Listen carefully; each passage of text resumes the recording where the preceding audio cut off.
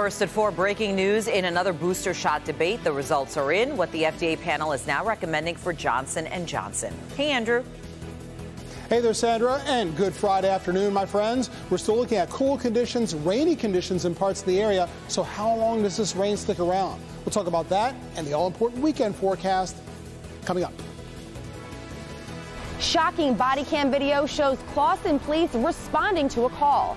I spoke with the woman in this video about what happened and what we can all learn from her quick response. Local 4 News starts now with a breaking news alert.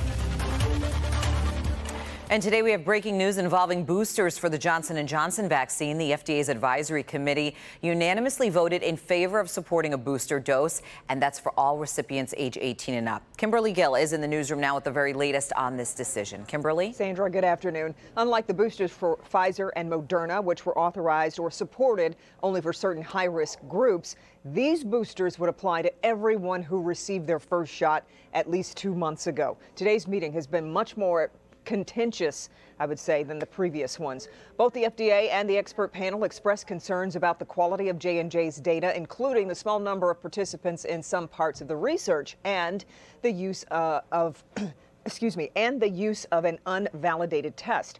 J&J argued while their initial effectiveness is lower than the other vaccines, it's steady and a booster will increase it. The FDA said there is clear evidence J&J recipients are not as protected as those who received Pfizer or Moderna. The Janssen vaccine was only 68% effective against hospitalization, and this is in adults greater than 18 years of age without immunocompromising conditions. The effectiveness or protection with a single dose of the J&J vaccine is not equivalent to protection at this time with either 2 doses of an mRNA vaccine, and certainly not in those groups who have now been authorized to receive a booster dose of an mRNA vaccine. Well, that lower protection led to the panel's unanimous support for a booster dose. The FDA will take today's recommendation into consideration and issue its own decision. The CDC will then need to weigh in on exactly who should receive the booster dose and when. The committee also discussed the possibility of mixing and matching booster doses. We'll have more on that coming up when you join us on the news at 5 and 6. For now, we'll send it back to you, Sandra. All right. Thank you, Kimberly. Sure. First at 4, we also have a few more COVID headlines to share with you on this Friday afternoon, including the newest numbers now from the state of Michigan. The state reporting more than 8,200 new cases over the past 2 days. That's an estimated daily average of about 4,100, down slightly from Wednesday. Plus, we've seen 104 additional deaths, with more than half from a records review. Also, the U.S. will reopen its borders with Canada and Mexico on November 8th. We knew that was coming, but now we have an official date. Plus, also, University of Michigan study shows K-12 schools without mask mandates are seeing 62% more coronavirus spread. We're going to dig deeper into that research for you coming up on Local 4 News at 6. If you've been outside, you know it has been a gray, gloomy, and a rainy Friday today. Watch out, though, for more showers throughout most of the evening tonight. Andrew Humphrey is standing by with the first forecast. And, Andrew, anything to worry about for tonight?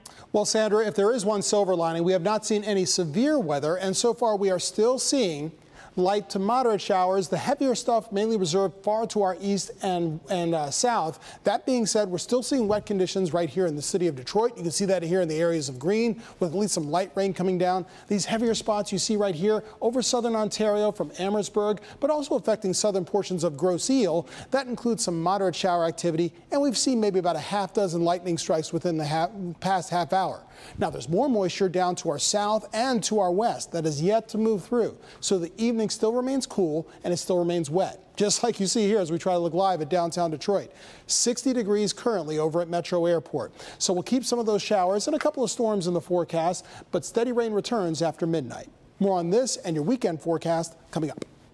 All right, thank you, Andrew. The man arrested in the abduction and sexual assault of a 9-year-old Farmington Hills girl now expected to go before a judge any time now. He was arrested Thursday morning after a 4-day manhunt.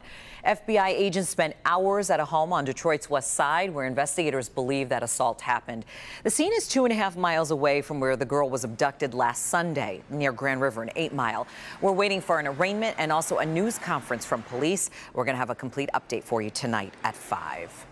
The young gunman accused in a shooting spree in Parkland, Florida, will plead guilty to murder. The defense attorney for 23-year-old Nikolas Cruz has confirmed that decision. Today, Cruz was in court pleading guilty to a separate charge stemming from a fight with a prison guard. Next week, he'll plead guilty to 17 counts of first-degree murder in the shooting that terrorized students at Marjorie Stoneman Douglas High School back in 2018. Cruz will now try to avoid the death penalty. His sentence will be decided by a jury, with a trial likely to start in January.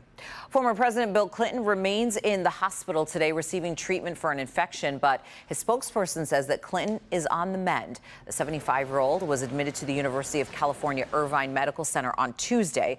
We're told this is a non-COVID related infection. Cameras caught his wife, former Secretary of State Hillary Clinton, visiting the hospital overnight.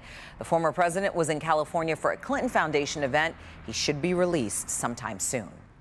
Michigan state lawmaker Joel Jones loses another bid to get out of jail and reveals some of his legal strategy today. Right now, the charges against the Democrat have been lumped into one big case, including a DUI charge, resisting arrest, and allegations of bringing a handcuff key into jail. His defense attorney says they'll attack the legality of the original arrest, which he says started when Jones wouldn't show officers his identification. That's a challenge the judge will decide. Jones will stay behind bars at least until his next hearing, which is coming up on November 4th. Michigan Republicans have pushed more voting reform bills to the desk of Governor Gretchen Whitmer. Lawmakers voted along party lines to approve tougher voter ID requirements. So anyone who wants an absentee ballot would need to write down a driver's license number, a state ID number, or the last 4 digits of their social security number. Currently, they just sign a document and then the signature is compared to state records. The bills would also ban the mass mailing of those unsolicited absentee ballots. The governor is expected to veto those bills. Now, a life-saving lesson caught on a police body camera. We all know when a person needs CPR, the longer they have to wait, the less likely they are to survive. Kim DiGiulio takes us to Clawson, where some dramatic video shows how the local police department stepped up just in the nick of time. The Clawson Police Department responded to an urgent call stating that a man was unresponsive and no longer breathing. But because of their quick response and their knowledge, that man is still alive today. I heard this breath come out of him that was very strange. So I just ran over to him and checked his carotid pulse and listened. And there was no pulse, no nothing, no breath coming out of his mouth. I was shaking him, yelling his name, no answer. He was starting to kind of turn bluish in the lips. At that moment, Meg Tipton thought she had lost her ex-husband, but she quickly dialed 911. I came over to him and he was totally unresponsive. Upon arrival, there was some labored breathing, but shortly after we arrived, there was no more breathing and we couldn't find a pulse on him. I was blown away by how quickly they got there. The Clawson Police Department immediately started CPR. After, I don't know how many, 5 minutes doing that, the Alliance paramedics arrived on scene to assist us.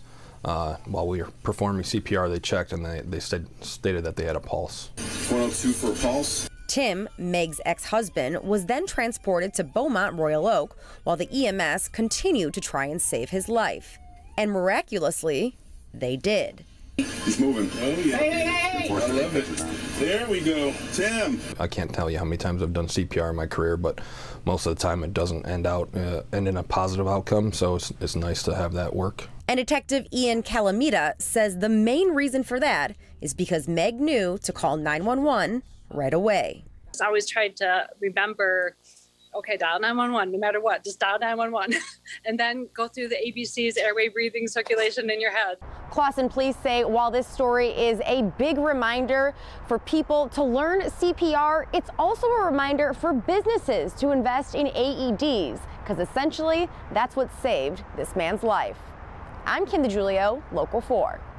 And by the way, Kim also tells us the man in that video has been discharged now from the hospital. He will now continue to recover at home. Still ahead, immigration and abortion updates on a changing border policy and also the next step in a legal battle going on in Texas. Also, an attempted crime caper did not go as planned, how it started, the big piece of machinery, and how it ended. Plus, British politicians stunned by what happened to a conservative lawmaker, the call for help, and what we know about the case so far. Stay with us.